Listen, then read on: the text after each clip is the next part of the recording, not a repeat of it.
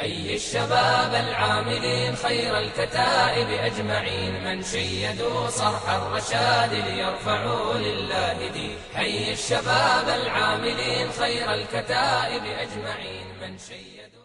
بسم الله الرحمن الرحیم. حامد و مصلی.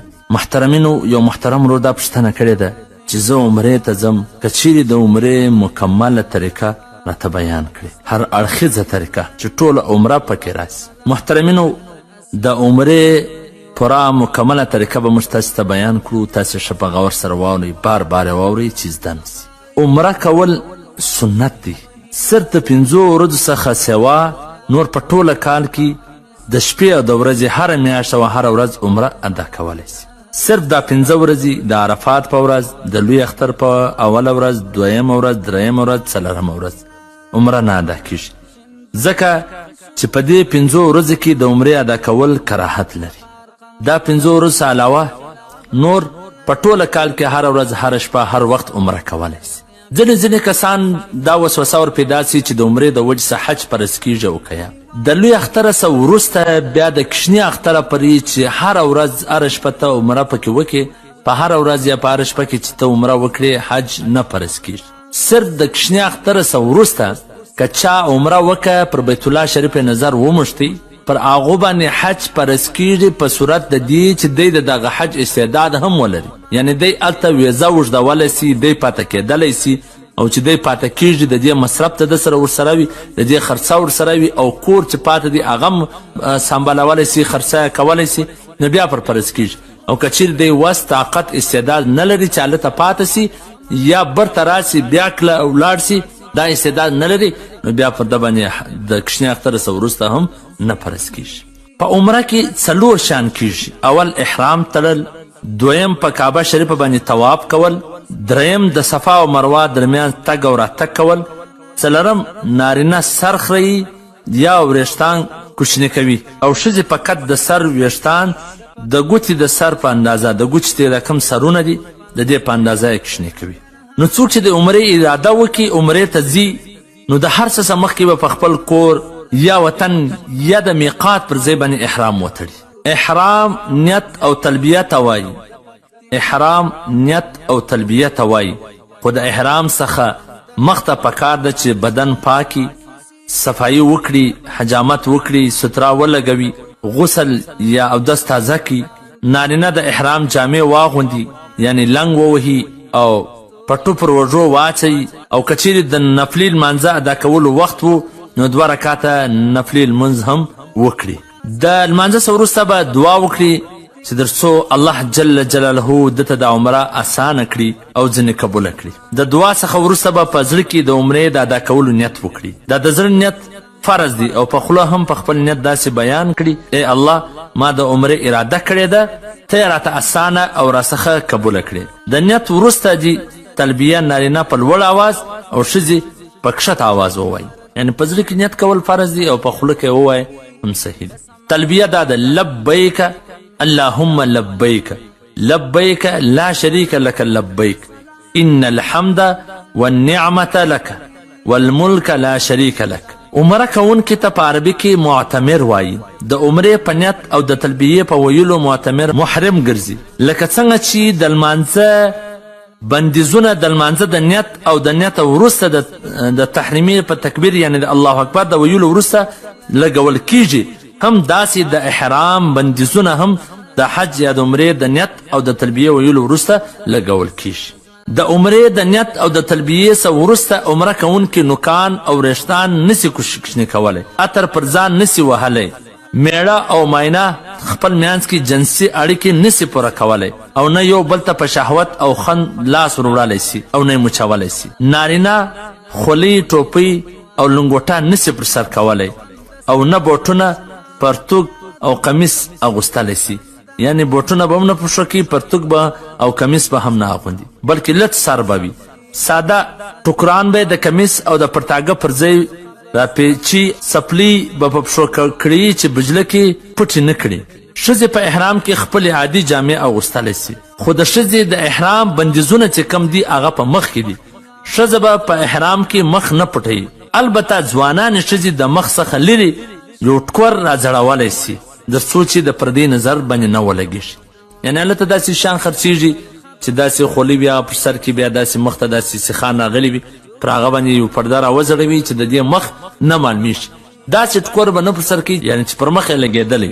ښځې د حیض او د نفاس په ناروغۍ کې هم احرام تړلی سي، خو چې مکې مکرمې ته ورسېږي در هغه وخته پورې د عمرې طواف نسي کولی او نه مسجد حرم ته ورننوتلی سي، تر څو چې ناروغي یعنې دغه نجوړې ختمه سوې نه وي.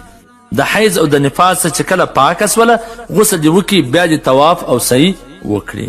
د عمرې طواف عمره کوونکي چې مکې مکرمې ته ورسېږي مسجد حرام ته به ولاړ سي، څه مهال چې پر کعبه شریفه نظر ولګېږي الله اکبر او لا اله الا الله به ووایي، او بیا به طواف د حجر اسود څخه شروع کړي.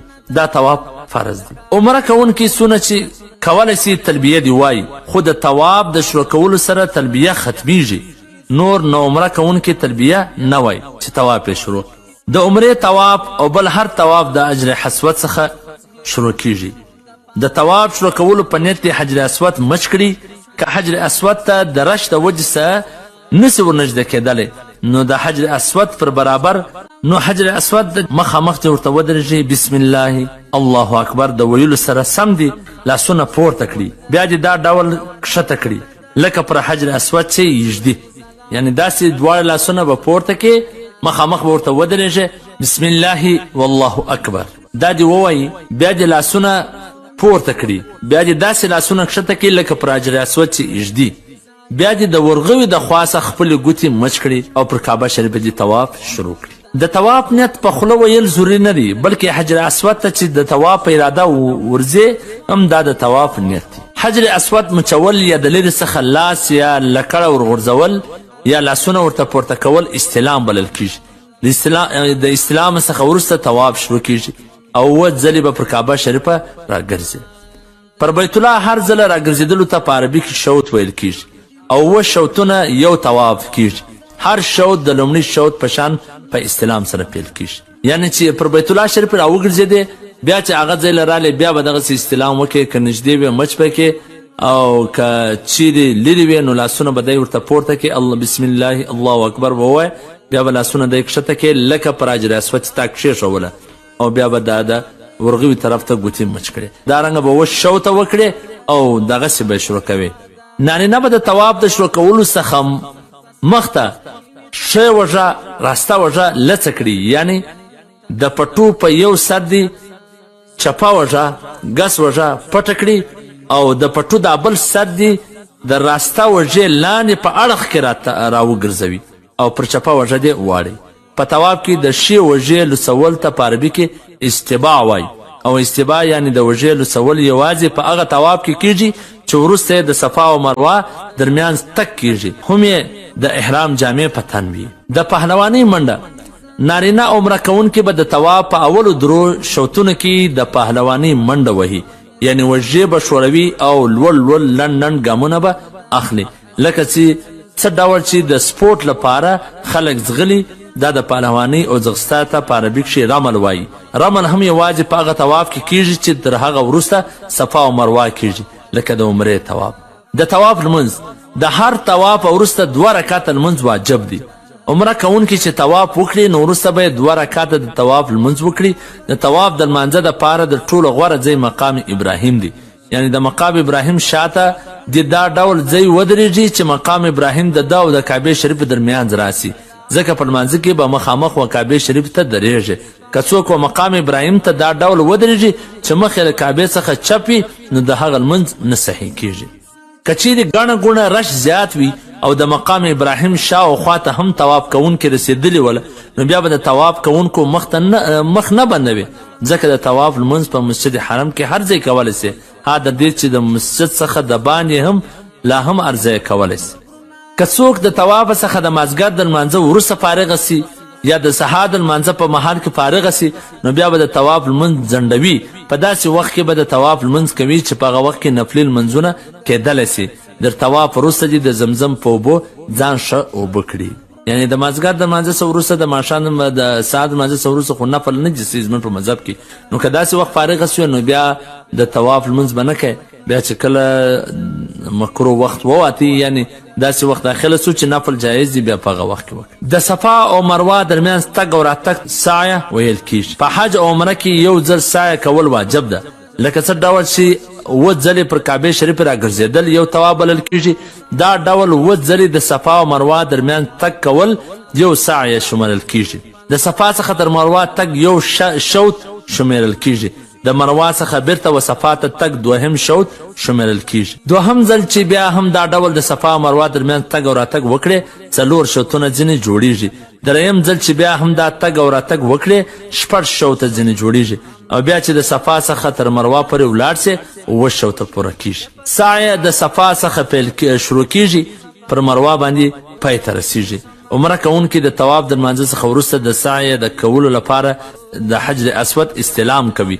بیا و صفا ته پورته کیږي. د صفا د غونډۍ څخه سعی شروع کوي. صفا ته چې لږ پورته سي مخ د کعبې او خواته دریږي. د تکبیر او دعاګانو څخه وروسته د مروه و طرف ته په عادي تک روانیږي. یعنې کله چې صفا ته پورته سي کعبې ته به مخامخ ودرېږي، تکبیر او دعاګانې به ووایې. د هغه څه وروسته به بیا د مروه و طرف ته په عام تک باندې روان سي. د صفا او مروه درمیان البته د صفا خواته نږدې په خوا شله وله. دا شله اوس نسته، خو د شلې ساحه په شین رنګه میلانو نښاني سوې ده. سعی کوونکي چې څه وخت شنه میل ته ورسېږي نو بیا در هغه بل شنه میله پورې به چټکتیا یعنی نیمه ځغستا وځي، یعنی داسې نیمه ځغستا به کوي. د شلې در ساحې چې وځي بیرته به په عادي تک کوي څو مروه ته ورسېږي. ښځې د شنو میلانو ترمنځ هم په عادي تک ځي.